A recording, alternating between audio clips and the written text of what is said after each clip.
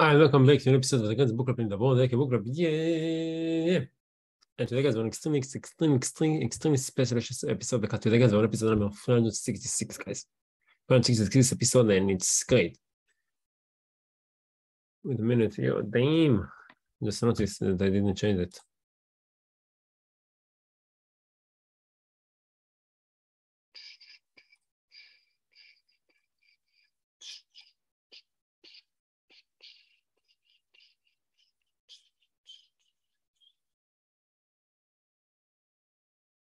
You can see the picture of the book. Doesn't match. It's still stay blue, but we need to change it.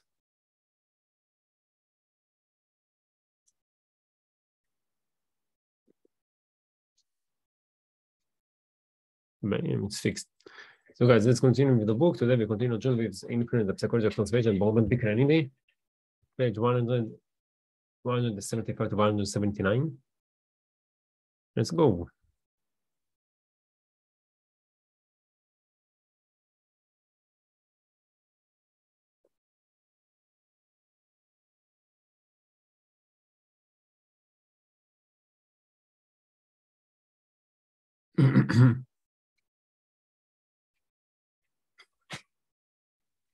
Connotation, not content. Well, the first time I saw it, the most intriguing feature for me is the Robert Young cycle commercial was its ability to use the influence of the authority principle without ever providing a real authority. The appearance of authority was enough. This tells us something important about unthinking reactions to authority figures. When in a click beer mode, we are often as vulnerable to the symbols of authority as to the substance. There are several kinds of symbols that can reliably trigger our compliance in the absence of the genuine substance of authority. Consequently, they are employed extensively by those compliance professionals who are short on a substance. Call artists, for example, drive themselves with the titles, clauses, and trappings of authority. They love nothing more than they emerge elegantly dressed from a fine automobile and to introduce themselves to the prospective mark as doctor or judge or professor or commissioner someone. They understand that when they are so equipped, their chances for compliance are greatly increased. Each of those three types of symbols of authority has its own story and is worth a separate look. Titles. Titles are simultaneously the most difficult and the easiest symbols of authority to acquire. To anyone, normally it takes years of work and achievement. Yet, it is possible for somebody who has put in none of this effort to adopt the mere label and receive a kind of automatic difference. As we have seen, TV commercial actors and con artists do it successfully all the time. I recently talked with a friend, actually a member at a well-known Eastern university, who provided a telling illustration of how our actions and are frequently more influenced by a little than by the nature of the person claiming it. The friend travels quite a bit and often finds himself chatting with strangers in bars, restaurants, and airports. He says that he has learned from much experience never to use his title, professor, during those conversations. When he does, he reports, the tenor of the interaction changes immediately. People who have been spontaneous and interesting conversation partners for the period of hour become respectful, accepting, and dull. His opinion that earlier might have produces a lovely exchange now usually generate extended entirely grammatical statements of code. Annoying and slightly dread by the phenomenon. Because, as he says, I'm still the same guys I've been talking to for the past 30 minutes, right? My friend now regularly lies about his occupation in such situations. What a refreshing shift from the more typical pattern in which certain compliance practitioners lie about titles they don't truly have. In either direction, however, such practiced dishonesty makes the same point about the sufficiency of a mere symbol of authority to influence behavior. I wonder whether my professor friend, who is basically physically somewhat short, would be so eager to hide his title if he knew that, besides making his strangers more accommodating, it also makes them seem as taller. Studies investigating the way in which authority status affects perceptions of size found that prestigious titles lead to these distortions. In one experiment conducted on 5 classes of Australian college students, a man was introduced as a visitor from Cambridge University in England. However, his status at Cambridge was represented differently in each of the classes. To one class, he was presented as a student. To second class, a demonstrator. To another, a lecturer. To yet another, a senior lecturer. To a fifth, a professor. After he left the room, each class was asked to estimate his age. Thus found that with each increase in status, the semen grew in perceived age by an average of 1/2 inch, so that the professor was seen as 2.5 inches taller than the student. It is worth the time of a small detour to pursue this interesting connection between status and perceived size. In perceived size, since it shows up in a variety of ways. Judging the size of coins, for example, children must overestimate the size of the more valuable coins, and adults are just as guilty of such distortions. In one study, college students drew cards that had monetary values printed on them ranging from $3 to minus $3. The winner lost the amount shown on the cards they picked. Afterward, they were asked to rate the size of each card. Even though all cards were exactly the same size, those that had the more extreme values, positive or negative, were seen as physically larger. Thus, this is not necessarily the pleasantness of things that makes it seem bigger to us. It is its importance.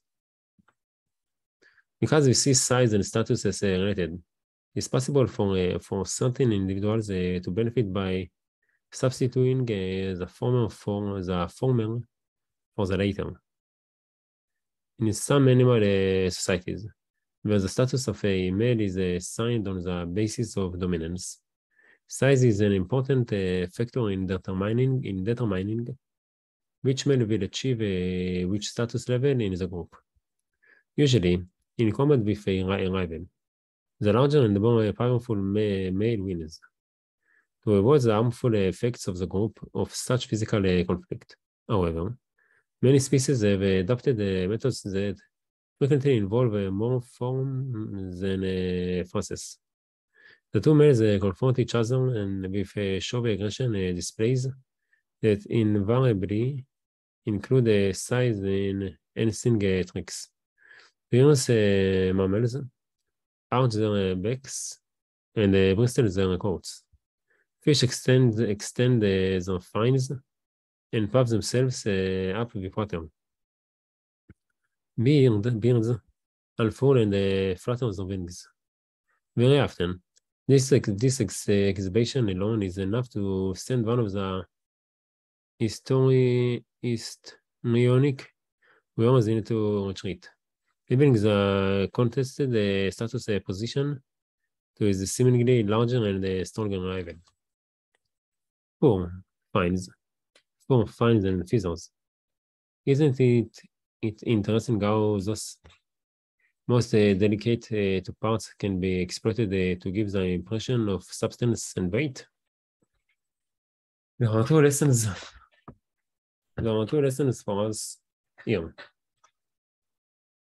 One is specific to the association between size and status. The connection of those two things can be profitably employed by individuals who are able to fake the first to gain the appearance of the second. This is precisely why con men, even those of average or slightly above average height, commonly wear lifts in their shoes. The other lesson is more general. The outward signs of power and authority frequently might be counterfeited with the flimsities of materials. Let's return to the realm of titles for an example. An example that involves what, in several ways, is the scariest experiment I know. A group of researchers composed of doctors and nurses with connections to three Midwestern hospitals become increasingly concerned with the extent of mechanical obedience to doctors' orders on the part of nurses. It seemed to the researchers that even highly trained and skilled nurses were not using that training or skill sufficiently to check on doctors' judgment. Instead, when confronted with physical directives, they would simply defer. Earlier, we saw how this process accounted for the case of the rectally administered eardrops. But the Midwestern researchers took things several steps further. First, they wanted to find out whether such cases were isolated incidents or representatives of a widespread phenomenon. Second, they wanted to examine the problem in the context of a serious treatment error. The gross over prescription of an unauthorized drug to hospital patient. Finally, they wanted to see what would happen if they physically removed the authority figure from the situation and substituted an unfamiliar voice on the phone. Often gone is the frailest evidence of authority. The claimed title doctor.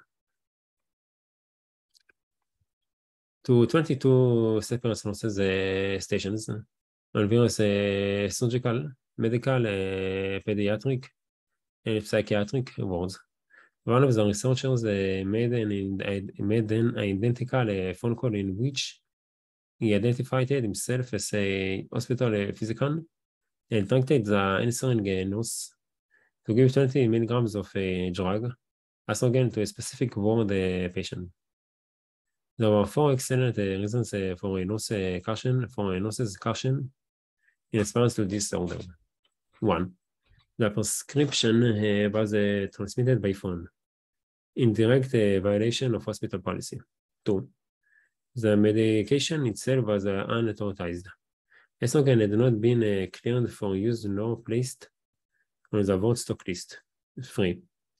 The prescribed dosage was obviously and dangerously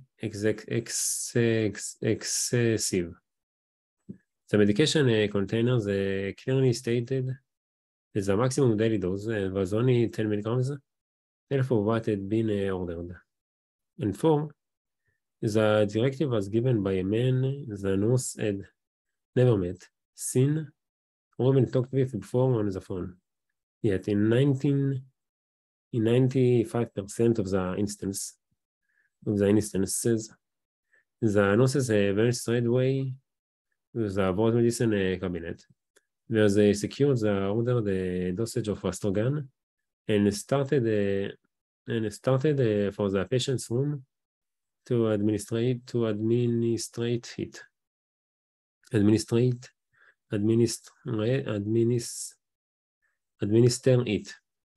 It was at this point that they were stopped by a secret observer who revealed the nature of the experiment.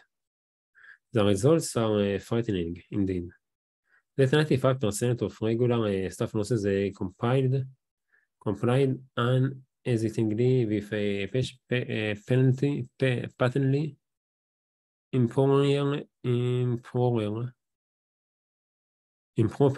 instruction of this sort must give us all great reason for concern as potential hospital patients. Given the recent US Healthcare Financing Administration estimate of a 12% daily medication error rate in American hospitals, stays of longer than a week make it likely that we will be recipients of such an error. What the Midwestern study shows is that the mistakes are hardly limited to travel slips in the administration of harmless airdrops or the like, but extend to grave and dangerous blunders in interpreting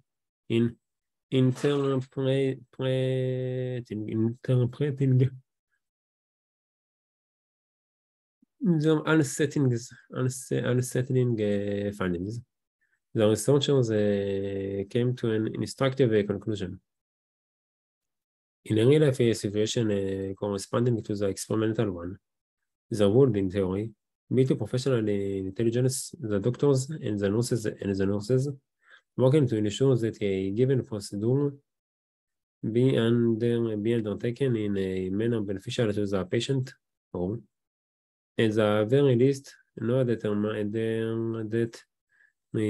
to him.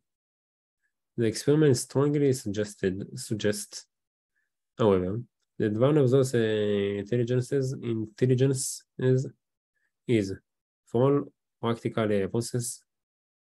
all practical purposes, non-functioning. It seems that in the face of physical directives, the nurses unlocked their professional intelligences and moved to a quick form of responding.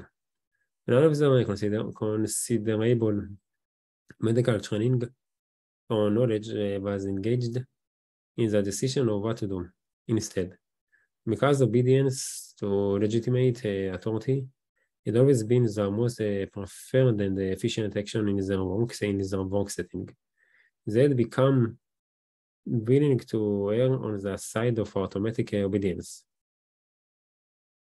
It is all the more instructive that they had traveled so far in this direction that the error had come not in response to genuine authority, but to its most easily falsified symbol, a bare title.